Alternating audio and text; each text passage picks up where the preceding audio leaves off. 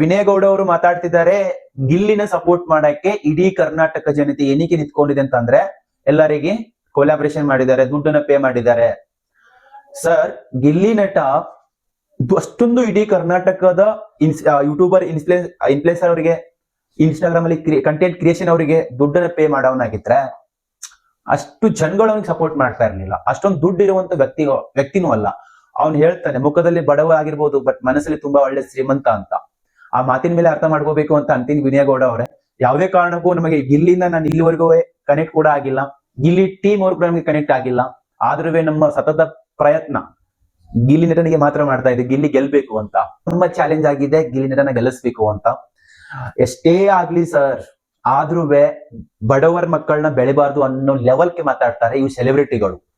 ಕೆಲವರು ಅದೇ ಜಾಗದಲ್ಲಿ ಹೋಗಿ ಬಂದ್ಬಿಟ್ಟು ಅದೇ ಜಾಗದಿಂದ ಬೆಳೆದ್ ಬಂದಿದ್ದು ಆಚೆಗೆ ನಮ್ಗೆ ಗಿಲ್ಲಿನೇ ಯಾಕೆ ಗೆಲ್ಬೇಕು, ಎಲ್ಲಿ ನೋಡಿದ್ರೆ ಗಿಲ್ಲಿ ಕಾಣ್ತಿದ್ದಾನೆ, ಗಿಲ್ಲಿ ಏನೇ ಟಾಸ್ಕ್ ಆಡಿದ್ರೆ ಬಂತು, ಆಡಿದಂತಂದ್ರೆ ಬಂತು, ಬಿಗ್ ಬಾಸ್ ಅವರ ಪ್ರೊಮೋ ಬಂದ್ಬಿಟ್ರೆ ಸಾಕು, ಬರೀ ಗಿಲ್ಲಿ ಅಂತ ಕಮೆಂಟ್ ಗಳು ಬರ್ತವೆ.